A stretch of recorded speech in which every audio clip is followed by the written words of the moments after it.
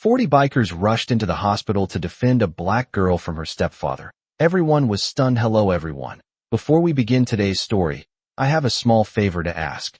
Please hit subscribe and turn on the notification bell so you never miss our channel's new videos. It is quick, free, and the best way to support us in bringing you more dramatic stories. Your support means the world to us. Where are you watching from? Drop your city or country in the comments below. Thank you very much. The hallway outside the pediatric wing of Mercy Valley Hospital smelled faintly of antiseptic and warm plastic, the kind of sterile scent that usually meant safety. But on that cold Thursday night, nothing about the place felt safe. A young girl lay on a hospital bed in room 312, her small frame nearly swallowed by stiff white sheets. Her name was Nia Johnson. She was 13 years old, and her dark brown eyes kept darting toward the door every few seconds, as if she expected something terrible to happen at any moment. The overhead lights hummed softly while a heart monitor gave out a slow, steady rhythm beside her bed. Nurse Melissa Grant adjusted the blanket over the girl's shoulders and tried to offer a reassuring smile. Nia's left arm was wrapped in a clean white cast, and faint bruises shadowed the skin along her collarbone and jaw. Melissa had worked in emergency medicine for almost 12 years, and she knew the difference between an accident and something far worse. The official report said the girl had fallen down a flight of stairs at home, but the pattern of injuries told another story, a story Melissa could not ignore. Nia's fingers trembled as they clutched the edge of the blanket. Her voice was barely louder than a whisper when she finally spoke. "Please do not let him take me home." Melissa leaned closer. "Who are you talking about, sweetheart?" Nia swallowed hard. Her eyes filling with tears, she fought desperately to hold back.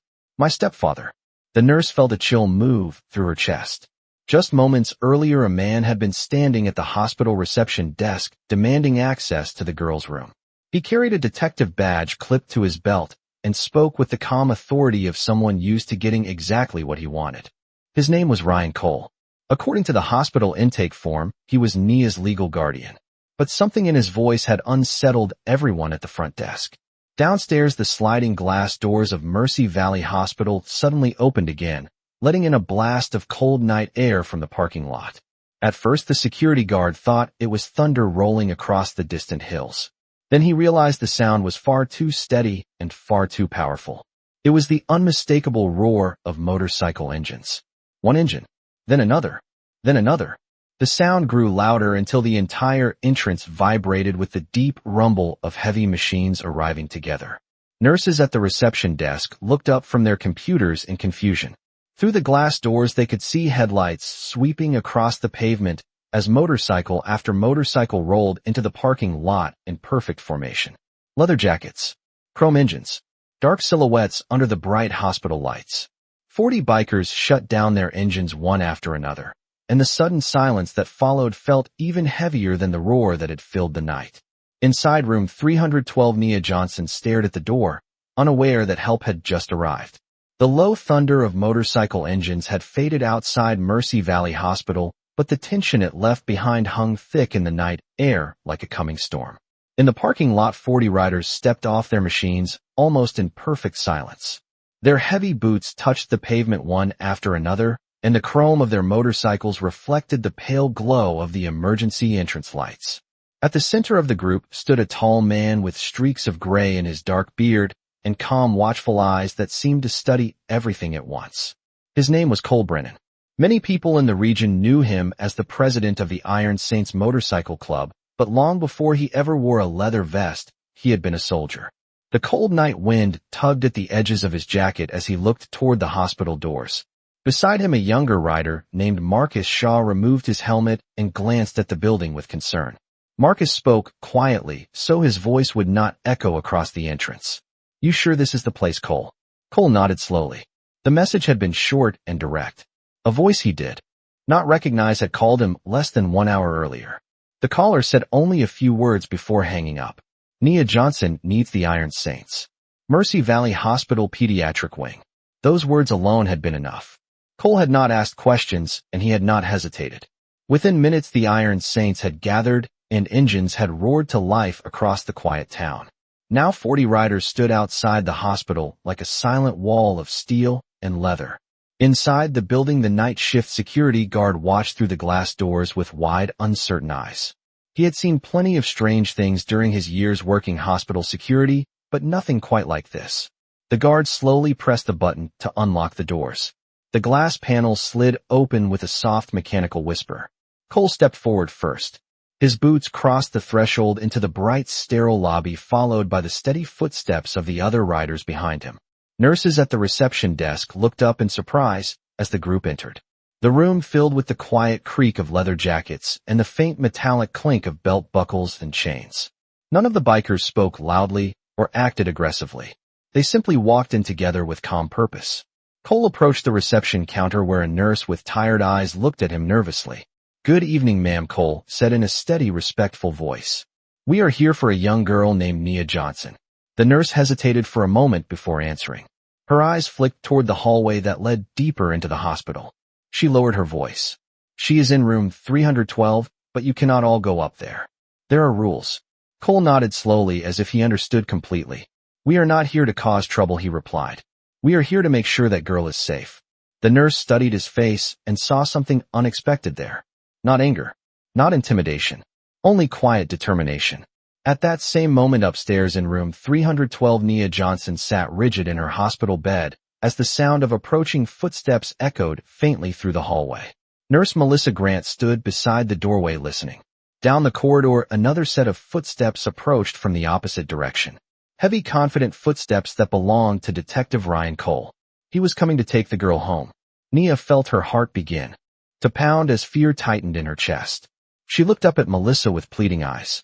"Please do not let him take me back there," she whispered again. Melissa placed a gentle hand on the girl's shoulder, trying to calm her. Just then a distant murmur began to spread through the hospital halls. The quiet voices of staff members speaking to one another in confusion. Someone down the hall whispered that a large group of bikers had just entered the building. Nia did not understand what that meant yet, but something deep inside her told her the night was about to change in a way no one in that hospital had expected. Upstairs in the pediatric wing, the air felt heavier with every passing minute. The hallway lights cast long, pale reflections across the polished floor, while distant voices echoed from the elevators. Nurse Melissa Grant stood just outside room 312 with her arms folded tightly across her chest as she watched Detective Ryan Cole approach from the far end of the corridor. He moved with the calm, confident stride of a man who believed the entire building belonged to him. His dark jacket hung open enough to reveal the detective badge clipped to his belt, and the metal glinted under the fluorescent lights each time he passed beneath them. Two hospital staff members stepped aside quickly as he walked past them, and their uneasy expressions did not go unnoticed. Ryan Cole stopped in front of Melissa and gave a polite but thin smile that never reached his eyes. "Good evening, nurse," he said in a smooth, controlled voice. "I believe my stepdaughter is ready to be discharged." Melissa remained in place without moving. Her training told her to stay professional, but something about the man standing in front of her made every instinct in her body feel alert. She chose her words carefully. "The patient is still under observation. The doctor has not approved a release yet." Ryan tilted his head slightly, as if the answer amused him. "That will not be necessary," he replied calmly. "I am her legal guardian, and I will be taking her home tonight." Behind Melissa, the faint sound of movement came from inside the hospital room. Nia Johnson had heard the familiar voice, and fear rushed through her like a sudden cold wave. She sat upright in the bed, clutching the blanket tightly against her chest, while the heart monitor beside her began to beat faster. The memory of the house she had come from rose sharply in her mind like a shadow she could not escape. The raised voice, the slammed doors, the moments when the man who now stood outside her hospital room would lose his temper without warning. Nia pressed her lips together as she struggled to stay quiet. She knew if he heard her panic, it would only make things worse. Outside the room, Ryan Cole's smile slowly faded as he noticed Melissa had not stepped aside. His tone became colder. "Nurse, I do not wish to argue. I am taking the girl home." Melissa felt the tension building in the hallway, but she did not move. The attending physician still needed to review her injuries, she said firmly. "Until then, she stays here." For the first time, Ryan's eyes hardened. A long moment of silence stretched between them while the distant sounds of hospital activity continued in the background. Then Ryan leaned slightly closer, lowering his voice. "You should be careful about interfering with a police matter," he said quietly. The implication behind his words hung heavily in the air. Downstairs, the elevator doors opened with a soft chime, and several members of the Iron Saints stepped inside, followed by Cole Brennan. The riders filled the elevator without speaking, and the doors slid closed around them as the machine began to rise toward the upper floors. A nurse standing nearby watched the elevator numbers climb slowly and felt a strange chill of anticipation she could not explain. Back on the pediatric floor, Melissa remained planted in front of the hospital room door, refusing to give ground. Ryan Cole straightened his jacket and exhaled slowly, as though trying to control his growing irritation. Then his attention shifted toward the far end of the corridor. The elevator doors opened with a quiet mechanical sound, and several large figures stepped into the hallway. One by one, more riders followed until a line of leather jackets and heavy boots began moving calmly toward the pediatric wing. At the front of the group, Cole Brennan walked with steady, measured steps, his expression calm, but his eyes focused sharply on the scene ahead. The sound of approaching boots echoed softly against the tile floor, and several hospital staff members turned in surprise. Ryan Cole narrowed his eyes as he watched the group advance. He did not yet know why they were here, but he understood immediately that the situation had just changed. Inside room 312, Nia Johnson lifted her head as she heard the faint rumble of many footsteps approaching the hallway outside. For the first time that night, the fear in her chest paused long enough for a small, fragile spark of hope to appear. The quiet tension in the pediatric hallway thickened as the line of bikers moved forward with steady, measured steps. The soft echo of their boots on the polished hospital floor seemed to slow time itself. Nurses standing near the nurses' station watched with wide, uncertain eyes, while a few patients peered from partially open doors, trying to understand what was happening. At the center of the approaching group, Cole Brennan walked calmly with his broad shoulders squared and his gaze fixed ahead. Years earlier, he had walked through desert battlefields with the same steady focus, but tonight the battlefield looked very different. Bright hospital lights replaced desert sun, and the scent of antiseptic hung where the smell of dust and engine oil might once have been. Yet the purpose in his stride had not changed. When Cole reached the middle of the corridor, he slowed slightly as his eyes settled on the scene unfolding near room 312. A detective stood there facing a nurse who refused to move from the doorway. Even from several yards away, Cole could feel the tension radiating from the man like heat from asphalt in the summer sun. Behind Cole, several members of the Iron Saints spread naturally along the hallway walls, leaving space, but forming a quiet presence that filled the corridor with silent strength. None of them raised their voices. None of them made threatening gestures. They simply stood there watching. Detective Ryan Cole noticed them fully now, and his jaw tightened. He turned his head slowly, studying the leather jackets, the worn boots, the weathered faces of the men who had arrived together. His expression hardened as he realized there were far more of them than he had first expected.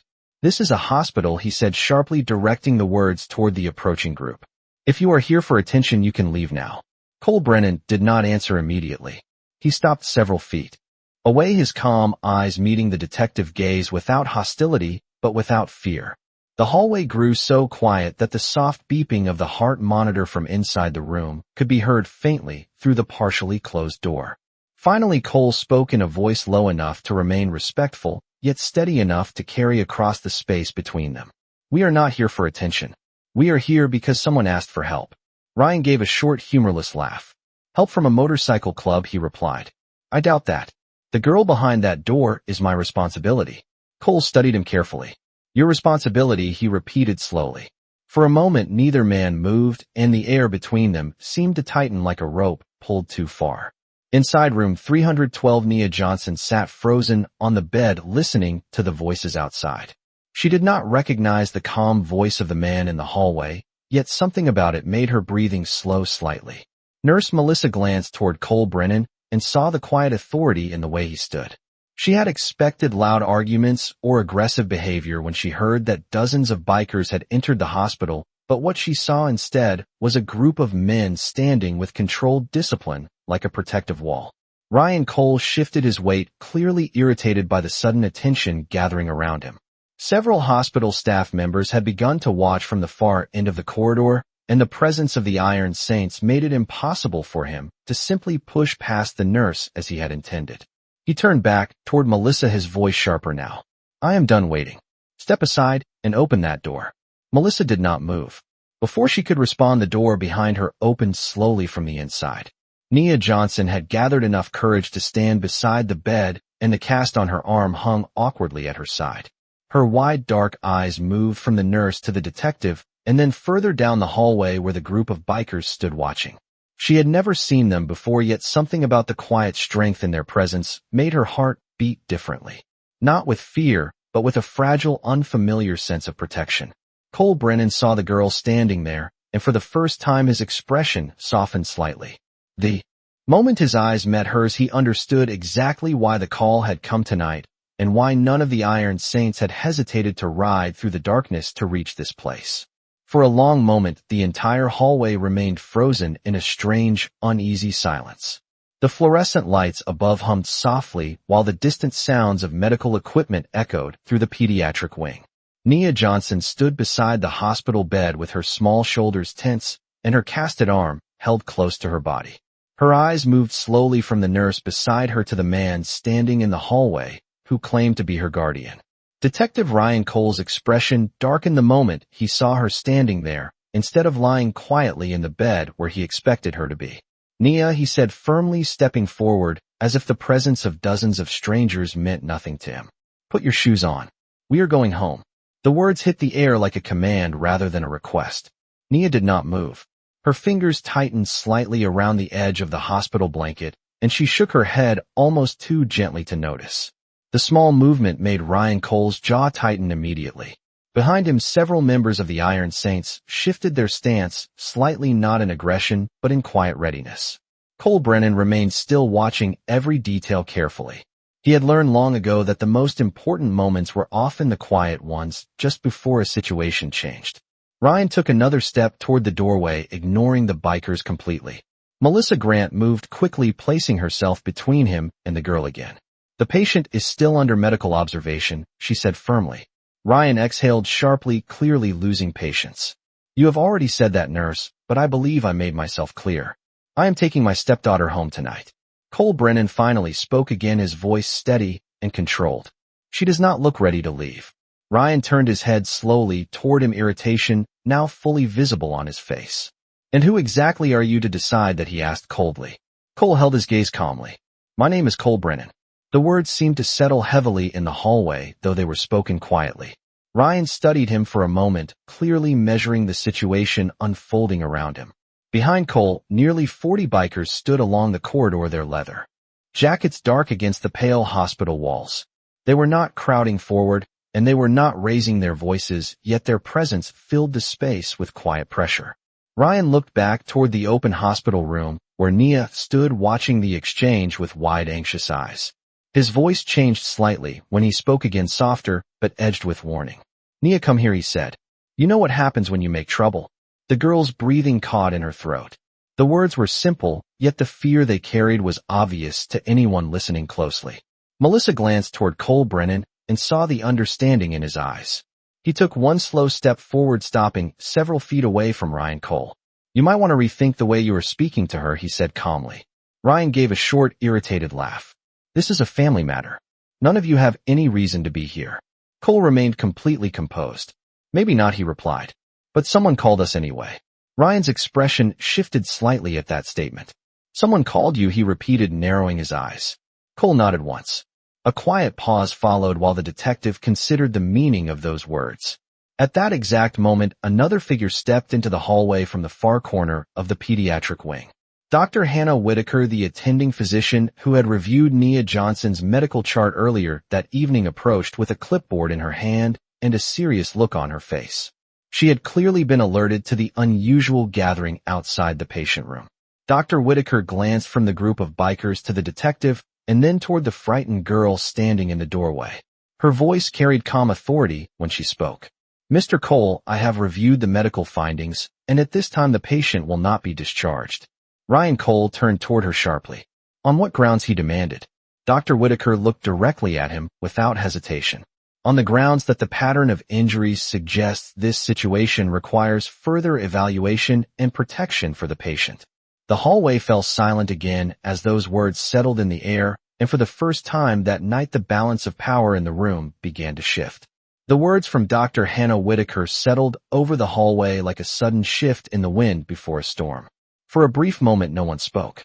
The quiet hum of the overhead lights and the distant beeping of hospital equipment filled the silence, while every person in the corridor absorbed what she had just said. Detective Ryan Cole slowly turned his head toward the doctor with a look of disbelief spreading across his face. The calm confidence he had carried earlier began to fracture around the edges. "Are you accusing me of something, doctor?" he asked in a tight, controlled voice. Dr. Whitaker did not raise her voice, and she did not look intimidated by the detective badge on his belt. "I am stating that the patient has injuries that require further investigation," she replied calmly. "Until the proper authorities review the situation, the patient will remain here under medical protection." Ryan gave a short laugh that held no humor. "Medical protection," he repeated. "That girl lives in my house. I am the authority responsible for her care." Cole Brennan watched the exchange carefully. His arms remained relaxed at his sides, but his eyes never left the detective. Around him the Iron Saints remained silent, yet their presence filled the hallway with steady, quiet strength. Some leaned casually against the wall while others stood with their hands folded in front of them, but every one of them was paying attention. Ryan noticed this, and his irritation deepened. He gestured toward the bikers with an impatient sweep of his hand. "And what exactly is this supposed to be?" he demanded. "Some kind of intimidation show." Cole Brennan answered before the doctor could respond. "No intimidation," he said calmly. "Just witnesses." Ryan looked at him sharply. "Witnesses to what?" Cole's expression remained steady. "To how this night unfolds." The words hung in the air with quiet weight. Inside room 312, Nia Johnson had moved slowly back toward the bed, though she did not sit down. She remained standing beside it, as if unsure whether she should stay hidden or continue watching the strange standoff outside the door. For the first time in a long while, she did not feel completely alone. She could hear the calm voice of the man in the hallway and the quiet presence of many others who had arrived without asking anything in return. Her heart still pounded with fear, but the crushing sense of helplessness had begun to loosen its grip. Ryan Cole shifted his stance and adjusted his jacket as if reminding himself that he still carried authority in this building. "Dr. Whitaker," he said more firmly now, "I will contact the police department and clarify this situation immediately." He reached toward his pocket for his phone, but before he could dial a number, another voice echoed from the far end of the corridor. "That will not be necessary, detective." Every head in the hallway turned toward the sound. A tall woman in a dark blazer walked toward them with confident steps, accompanied by a hospital administrator and another uniformed officer who appeared uncomfortable with the tension around him. The woman stopped a few feet from Ryan Cole and looked directly at him. "My name is Laura Jensen," she said calmly. "I represent the County Child Protective Services office." Ryan's expression tightened instantly. "And why exactly are you here?" he asked sharply. Laura Jensen glanced briefly toward Dr. Whitaker before answering. "Because the hospital contacted us after reviewing the injury report on the patient." She then looked past him toward the open hospital room where Nia stood quietly watching. "Based on the medical findings," she continued, "the situation now requires an official welfare review." Ryan Cole's shoulders stiffened as he realized the situation had grown far larger than he had expected. Behind him the line of Iron Saints remained silent, but their calm presence had helped create the very moment now unfolding. Cole Brennan watched carefully as the balance of power shifted again in the quiet hospital hallway. For the first time that night, the detective who had arrived expecting control found himself standing at the center of a situation he could no longer command. The words from Laura Jensen still lingered in the hallway as a heavy silence settled over everyone present. The fluorescent lights hummed quietly above while the distant sound of a rolling medical cart echoed somewhere down the corridor. Detective Ryan Cole stood perfectly still for a moment, as if trying to calculate his next move. His eyes moved from Laura Jensen to Dr. Hannah Whitaker, and then slowly toward the line of bikers who remained calm and unmoving along the wall. The situation had shifted, and everyone in the hallway could feel it. Ryan cleared his throat and forced a tight smile that did not hide the tension in his face. "I think there has been a misunderstanding," he said carefully. "My stepdaughter had a fall at home. That is all this is. Laura Jensen did not appear convinced. She held a thin folder under her arm and spoke in a calm, professional tone. The hospital contacted our office because the pattern of injuries does not match a simple accident. Until the review is complete, the child will remain here under supervision. Ryan exhaled slowly through his nose, clearly frustrated by the sudden attention around him. You realize you are making a serious accusation against a law enforcement officer, he said. Laura did not raise her voice. I realize that my responsibility is the safety of the child, she replied. The words hung quietly in the air. Inside room 312, Nia Johnson listened closely from the doorway. Her heart beat fast, but the fear inside her chest had begun to mix with something unfamiliar. Hope. She had spent many nights believing no one would ever listen to her. Now strangers had appeared, and the entire hallway seemed to be focused on her safety. She glanced toward Cole Brennan again. The tall biker had not moved much, but his calm presence felt steady like a strong wall between her and the man who had frightened her for so long. Ryan noticed the way the girl looked toward the bikers, and his expression hardened. Nia, he said sharply. Come here right now. The command echoed slightly in the hallway. Nia froze, but she did not move toward him. Her eyes shifted back toward Nurse Melissa, who gave her a small, reassuring nod. Cole Brennan spoke again, his voice quiet but firm. She does not look like she wants to go anywhere tonight. Ryan turned toward him again, irritation flashing across his face. I did not ask for your opinion, he replied. Cole did not react to the sharp tone. Around him, several members of the Iron Saints shifted slightly, adjusting their stance as they continued to watch the unfolding situation. None of them stepped forward, but their presence made it clear that the girl was no longer alone. Laura Jensen opened the folder she carried and reviewed a document briefly before speaking again. Detective Cole, until the investigation is complete, you will not have unsupervised contact with the child, she said. Ryan stared at her in disbelief. You cannot be serious. She closed the folder calmly. I am very serious. At the far end of the corridor, the uniformed police officer who had arrived with Laura Jensen shifted uncomfortably but said nothing. The tension in the hallway had grown thick enough that even the hospital staff watching from a distance barely dared to whisper. Ryan ran a hand through his hair, clearly struggling to maintain control of the situation. Finally, he spoke again, his voice low and controlled. This is far from over, he said. Cole Brennan nodded slightly, as if acknowledging the statement. Maybe not, he replied calmly. But tonight she stays safe. The quiet certainty in his voice seemed to settle the moment. Nia Johnson slowly stepped back into the room and sat on the edge of the bed while the adults continued speaking in the hallway. For the first time in a long while, she felt the tight knot of fear inside her chest loosen just a little. Outside the door, the group of bikers remained in place like silent guardians while the investigation that had begun in a quiet hospital room started to grow into something much larger than anyone had expected. The quiet tension in the pediatric hallway did not fade after Laura Jensen spoke. Instead, it settled into something heavier, something that made every person standing there aware that the night had crossed a line that could not be walked back. The overhead lights cast long reflections across the polished floor while the steady beeping of medical machines echoed faintly from the nearby rooms. Inside room 312, Nia Johnson sat carefully on the edge of the hospital bed. Her cast rested across her lap, and her fingers gently gripped the blanket, as if holding onto the only solid thing she could trust. Nurse Melissa Grant stepped inside the room and slowly closed the door most of the way, but left it open just enough to keep the hallway in sight. The girl's eyes drifted toward the doorway again. Out there stood strangers who had come for reasons she still did not fully understand. Yet their quiet presence made the room feel safer than any place she had been in a long time. Melissa pulled a chair closer to the bed and sat down so her voice would not carry into the hallway.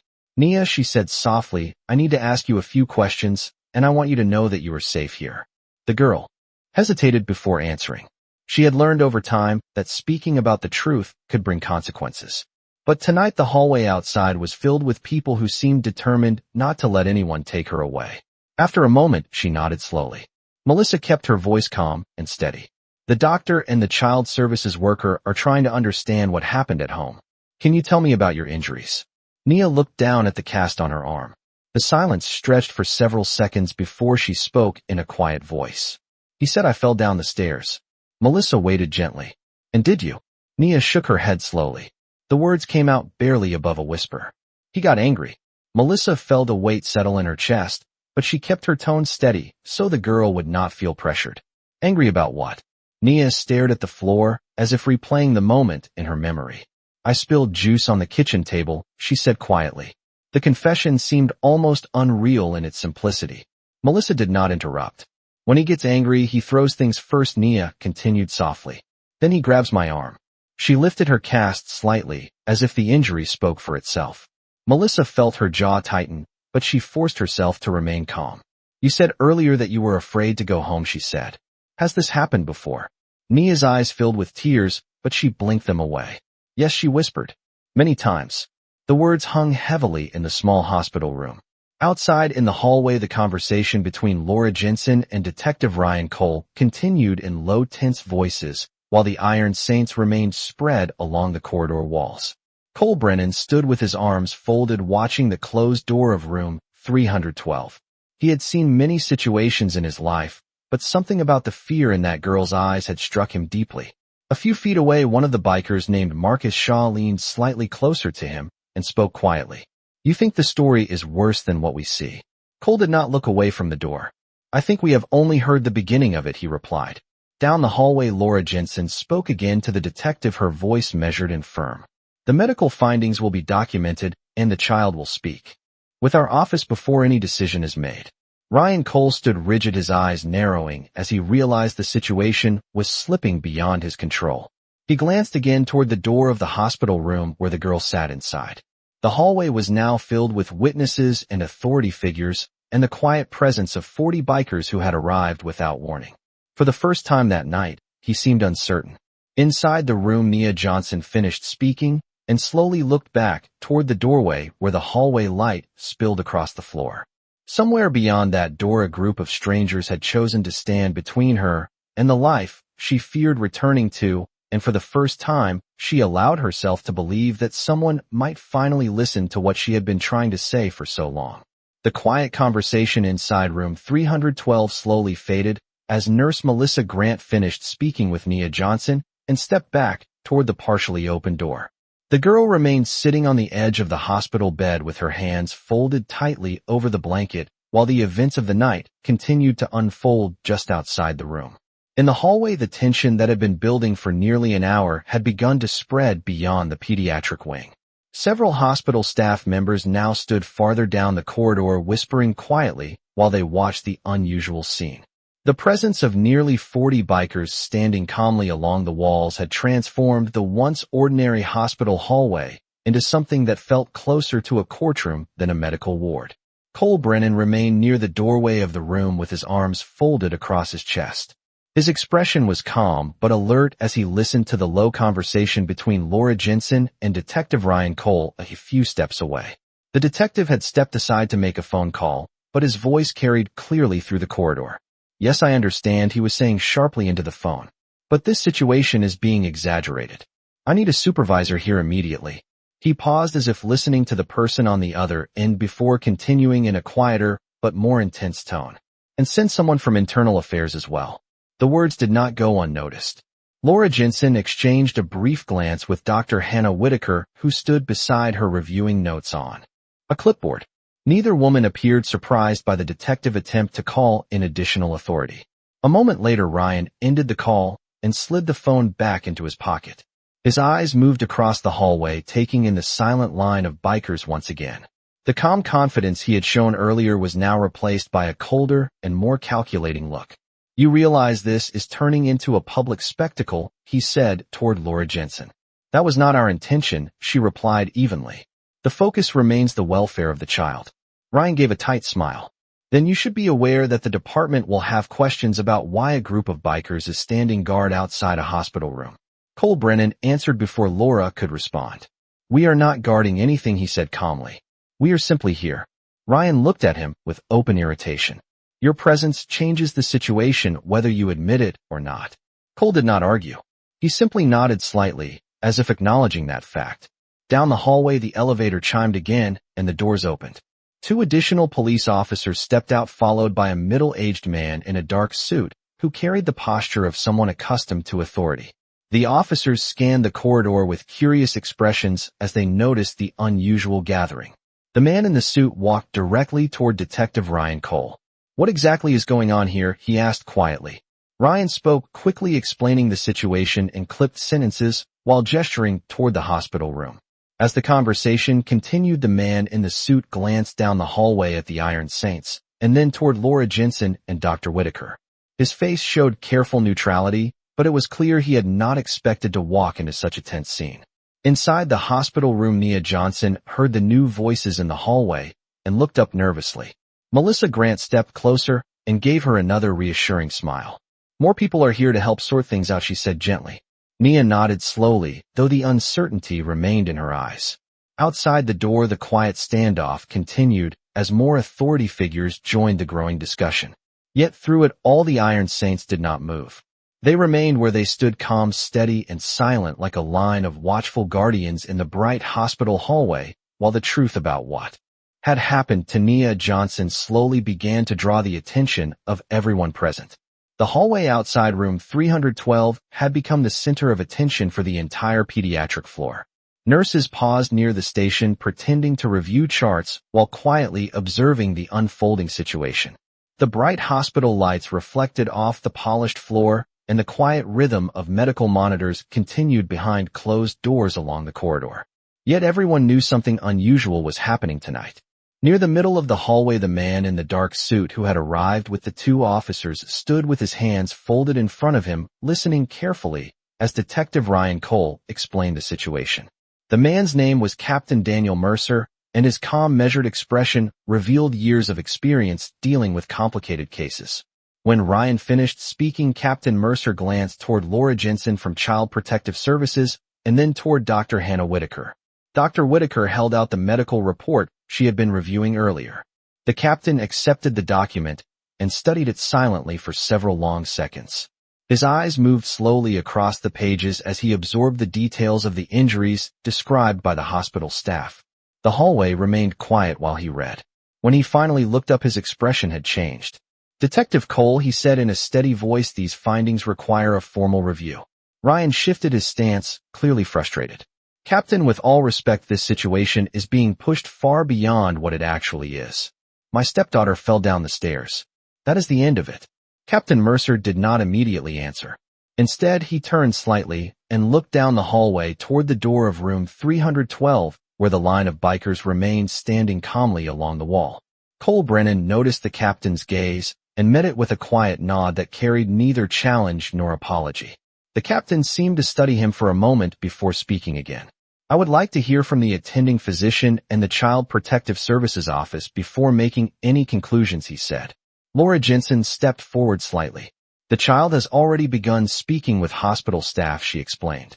"Based on the injuries described and the initial statements, we are requesting that she remain under protective supervision until the investigation is complete." Ryan exhaled sharply. "This is absurd," he muttered under his breath. Inside the hospital room, Nia Johnson could hear the low voices continuing in the hallway. The door remained partly open, and the light from the corridor stretched across the floor toward the bed. Nurse Melissa Grant stood beside her, keeping her voice soft and calm. "You are doing the right thing by telling the truth," she said gently. Nia nodded slowly, though her hands still trembled slightly. Outside the room, Captain Mercer finally closed the medical report and handed it back to Dr. Whitaker. "Detective Cole," he said carefully, "until the matter is clarified, I am instructing you to step away from the patient room." Ryan stared at him in disbelief. "You cannot be serious," he replied. "I am the guardian of that child." The captain's voice remained calm but firm. "And tonight we are ensuring her safety while the facts are reviewed." The hallway fell silent again as those words settled into the air. Ryan looked down the corridor once more at the quiet presence of the Iron Saints. Their calm, watchful stance had not changed since the moment they arrived. He seemed to realize that every movement he made was now being observed not only by the bikers, but also by hospital staff and law enforcement officers. Slowly, he stepped back from the doorway of room 312. The shift was small but significant. For the first time that night, the space between him and the hospital room widened, and the tension in the corridor eased just slightly. Cole Brennan remained where he stood, watching the detective carefully. The situation was not over yet, but one thing had become clear to everyone present. The girl in that room would not be leaving the hospital tonight. The shift in the hallway after Captain Daniel Mercer asked Detective Ryan Cole to step away from the patient room did not end the tension. It only changed its shape. The bright hospital lights continued to hum quietly above while the line of iron saints stood along the wall like silent pillars of steel and leather. Some of the bikers had their arms folded while others rested their hands loosely at their sides, but every pair of eyes remained focused on the center of the hallway where the conversation continued. Detective Ryan Cole took 2 slow steps back from the doorway of room 312, but the anger in his posture was unmistakable. His jaw tightened, and the muscles along his neck shifted as he struggled to maintain his composure in front of the captain and the hospital staff. Captain Mercer watched him carefully with the calm patience of someone who had handled many difficult confrontations before. "Detective," he said quietly, "this is a temporary measure while the facts are reviewed." Ryan shook his head in disbelief. "Temporary or not, you are treating me like a suspect," he replied. Laura Jensen from Child Protective Services stepped forward slightly, her tone calm but firm. "No one is making accusations tonight," she said. "But the medical report and the child statement require careful review." Ryan glanced sharply toward the partially open door of the hospital room where Nia Johnson sat inside. For a moment something cold passed through his eyes, but the presence of so many witnesses kept him from saying what he might have said in private. Inside the room, Nia sat quietly on the bed, while Nurse Melissa Grant stood nearby. The girl could hear every raised voice from the hallway, and each sound made her shoulders tense. Melissa noticed the movement and spoke softly. "You are safe here," she said. Nia nodded slowly, but her eyes remained fixed on the door. She had learned long ago that safety could disappear quickly if the wrong person decided to take control of the situation. Back in the hallway, Captain Mercer turned to Dr. Hannah Whitaker. "Doctor, can you summarize your findings for the record?" he asked. Dr. Whitaker opened the medical file again and spoke clearly, so everyone present could hear. "The patient shows multiple injuries in different stages of healing, including bruising along the upper arm and shoulder area, as well as the recent fracture of the forearm," she explained. "The distribution of these injuries does not match a single accidental fall." The quiet words landed heavily in the hallway. Ryan Cole's eyes narrowed as he listened. "That is your interpretation, doctor," he said sharply. Dr. Whitaker remained calm. "It is a medical assessment based on years of experience," she replied. Captain Mercer nodded slowly, absorbing the information. He then turned toward Laura Jensen. "And the child statement?" he asked. Laura glanced briefly toward the hospital room before answering. "The child reported that the injuries occurred during repeated incidents of anger from her stepfather," she said. The hallway became completely silent. Even the nurses who had been whispering at the far end of the corridor stopped speaking. Ryan Cole took a step forward again, his voice rising despite his effort to control it. "This is ridiculous," he said. "You are listening to the imagination of a frightened teenager." Cole Brennan finally moved for the first time in several minutes. He took a slow step away from the wall and spoke in the same calm, steady voice he had used all night. "A frightened teenager does not invent broken bones," he said quietly. Ryan turned toward him with open hostility. "And what exactly makes you an expert?" he demanded. Cole met his gaze without flinching. "Experience," he replied simply. The two men stood facing one another in the bright hospital hallway while the people around them watched closely. Captain Mercer lifted a hand, slightly signaling for calm.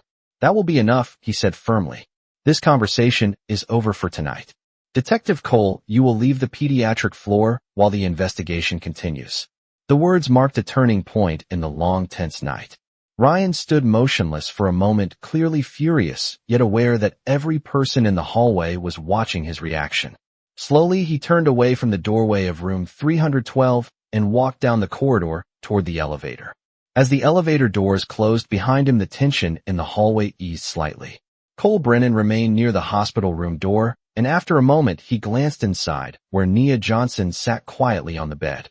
For the first time since the night began, the fear in her eyes had begun to fade just a little. The hallway outside room 312 grew noticeably quieter after the elevator doors closed behind Detective Ryan Cole. For several long seconds no one moved. The tension that had filled the corridor all night slowly began to loosen as the reality of what had just happened settled over everyone present. Captain Daniel Mercer remained standing near the center of the hallway with his hands resting calmly at his sides, while he watched the elevator display numbers descend toward the first floor. Only when the elevator reached the lobby did he turn back toward the group gathered outside the hospital room. Dr. Hannah Whitaker exhaled slowly, as if releasing the pressure she had been holding inside for hours. Laura Jensen from Child Protective Services adjusted the folder under her arm and nodded slightly toward the captain. "Thank you for stepping in when you did," she said quietly. Captain Mercer shook his head once. "My responsibility is to make sure the situation stays under control," he replied. "The credit for raising concern belongs to the hospital staff, who paid attention to the medical details." Dr. Whitaker glanced toward the door of room 312, where the light from inside spilled softly across the floor. "The child deserves to be heard," she said simply. A few steps away, Cole Brennan remained where he had stood most of the night. His broad shoulders were relaxed now, though his attention had not drifted far from the hospital room. Several members of the Iron Saints shifted slightly as the tension in the hallway eased. Marcus Shaw leaned against the wall and gave a quiet sigh of relief. "Looks like things are finally turning in the right direction," he murmured. Cole nodded slowly, but his eyes stayed on the door. "It is a start," he replied. Inside the room, Nurse Melissa Grant gently knocked before stepping back through the doorway. Nia Johnson was sitting in the same place on the bed, but her posture had changed. The rigid fear that had kept her shoulders tight all night had softened slightly. She looked up when Melissa entered. "Is he gone?" she asked in a small voice. Melissa walked closer and offered a reassuring smile. "Yes," she said softly. "He has left the floor for now." Nia absorbed the words slowly, as if she was still waiting for someone to say it had all been a mistake. After a moment, she let out a breath she had not realized she was holding. Melissa sat beside her again. "The people outside are making sure you stay safe tonight," she explained. "You will not have to go anywhere until the investigation is finished." Nia nodded slowly, though the emotions moving across her face were difficult to describe. Relief mixed with uncertainty and a deep exhaustion from years of carrying fear alone. Outside the room, Laura Jensen approached the doorway and knocked lightly before speaking. "Nia, my name is Laura," she said gently from the entrance. "I work with Child Protective Services, and I will be helping to make sure you have a safe place while everything is sorted out."